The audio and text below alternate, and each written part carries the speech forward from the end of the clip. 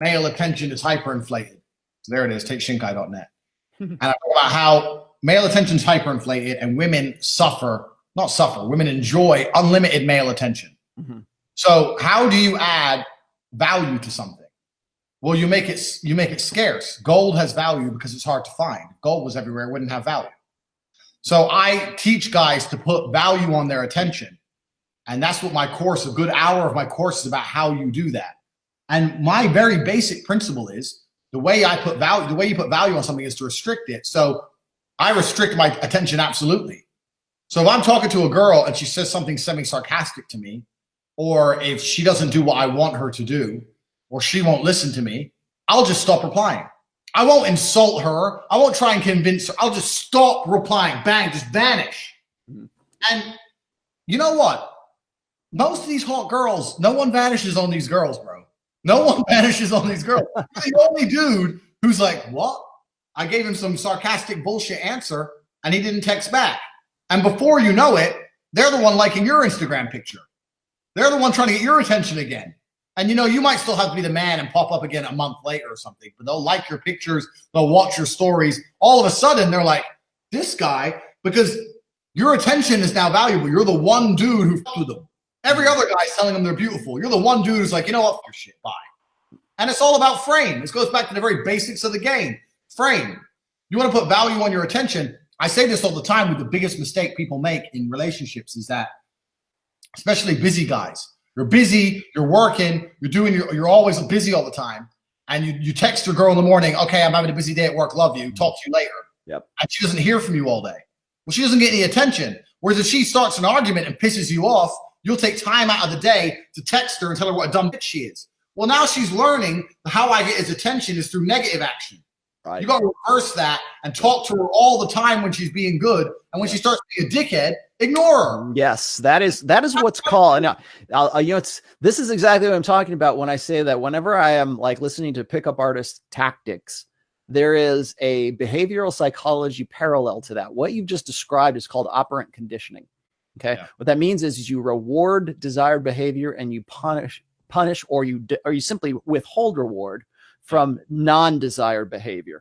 It doesn't matter. Even if you're arguing with a woman, even if you're calling her the worst names in the world, she's getting attention.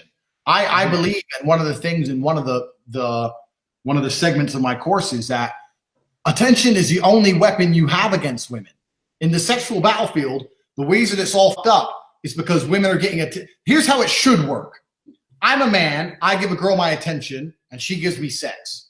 So I give my attention to get sex, she gives her sex to get attention. That's how it should work. That's the fair trade. But now you have girls who get all the attention without returning the sex part. And that's with friend zone bullshit. That's what friend zone is. She gets your attention, she doesn't give you the sex. Or Instagram followers, all that garbage. So the whole thing is skewed. So your attention is your weapon. And you have to use it very, very effectively. And if you use it effectively, you can get any girl interested in having your particular attention because you put a value on it. Most of the guys out here, the guys who buy my course, when they come back and reply to me, they say, I never realized how much attention I was just giving away. I said, exactly. There's nothing that has a value if you just give it away. If you're following every chick, replying to every chick, going to see every chick every time she wants, and you're not progressing and getting anything in return, then who gives a shit about your attention? Mm-hmm. If I turn up on a date, the girl can just look through my Insta and see all the girls on there and the girls I'm following and the life I live, and she'll know that me even turning up is a deal. Mm-hmm. It's too if your attention is too easily had, it becomes valueless to that. How to tell when a woman is using you for your money, dinners, and or attention fast? Well, that's a very good question, and I answer that in my PhD course. So that's immediate PhD course because that explains a lot of it. Another thing is I believe that it's quite easy to tell, and I also believe, you know what? I don't think women are cunning enough to use you purely for a dinner. Like, women are not that ruthless that they're gonna go, I'm gonna go on dinner I'm gonna go out with this guy. I hate this guy, but he's gonna get I'm gonna save $10 on dinner. I don't think women are that ruthless. What's probably happening is she's unsure about you and she's not sure yet. So that's what's probably more likely in my experience. Like, I don't really think, maybe I'm wrong, but I don't think a woman's gonna sit there and go, I hate this guy, but I want dinner bought for me. I don't want to pay for myself. Women are not like that. They'd rather pay for themselves and hang around with a dude they don't like. So I think that either you're friend zoned, but that's discussed heavily in the PhD course, because the friend zone is when you're giving way too much attention without any reciprocation. That's how you end up there. Or she's unsure about you. So you need to, you're on a few dates, If after a couple dinners and you can tell she ain't texting you back very nice, then you cut your attention down to 0 and you see if she chases you or not. If she asks you to go out again or something, you can say, oh, maybe, or maybe we'll go for coffee. How much is coffee? £2, $2? Or we'll meet in Starbucks. If she turns up for coffee, then you know she must want to see you, because I guarantee a bitch ain't going all the way out of her way just to get free coffee. You get free coffee at work. So, there's a few things you can do to think, but the PhD course teaches all of that. That's the first thing. But I've never really had that problem. People think when you have money, you got to worry about girls gold digging you. I'll tell you now, I've never had a girl get a penny out of me. I've never had a girl I don't even buy girls Christmas presents or birthday presents. I say, look, I don't expect anything from you. I don't celebrate it. So I'm like, you're not gonna get anything from me. Sorry. And they're like, oh, well, I wanted to get you something. I'm like, and I'll make a joke. I'll say, yeah, you want to get me something for $10, but for me, you want something for £200. No, I don't want anything. What about, well, if you don't want to go into this, it's good. By the PhD course, people, this is where the depth comes. But if they're trying to get attention out of you, well, that's obviously withhold it. Have more respect for your attention. Yeah. Well, if they're trying to get attention out of you, that's fine, because that means that they want your attention. That's good. But you have to understand there's some kind of reciprocation. So I've had girls do that all the time. I have girls trying to get attention out of me, but they think, oh, I'm gonna get attention, but I don't want to sleep with them. Well, that's fine. And the PhD course explains exactly how I do this. You have to make sure your attention is reciprocated. It's very simple, basic little things. Someone goes, oh, maybe we'll go for dinner. I'll say, yeah, maybe. I don't know. I'm in the club tonight. Come here. So like if I can tell she's playing games, I'll just bring her along to things I'm already doing. Then if she turns up and she wants to play stupid games, I can ignore her all night. So I had a girl doing exactly that. Oh, maybe we'll go here, maybe we'll go there. I said, well, I'm in the club tonight. Come here. Oh, I don't know if I want to come. Okay. Then she turns up. She turns up. I'm like, oh, hi. Comes to the table. Da, da, da. She goes there. She says something to me. I can't remember what it was. It kind of half annoyed me. So all night long, I completely ignored her existence. She tried to talk to some other guy. She tried to do all this shit to get my attention. Ignored her like she didn't exist. Next day, she's like, oh, I'll never come to the club again. She don't even speak to me. Da, da. So last time I took you for dinner, you wouldn't even kiss me. So what's the point in going to dinner? I'm just to the point. It's like, well, yeah, anyway, I banged her. So the point is, you just got to be straight to your objective. A lot of men are afraid to say what you mean. I'm not buying you dinner over and over again. You're not going to kiss me. You haven't got to be a creep about it. You just got to be like, look, we've been to dinner 3-4 times. I like you. If you don't let me back, I'm not going to take you for dinner anymore. I'll find a girl I like. Why can't we just be friends? Because I'm not looking for a friend. I'm looking for a girlfriend. If you don't have my girlfriend, that's fine. I have enough friends.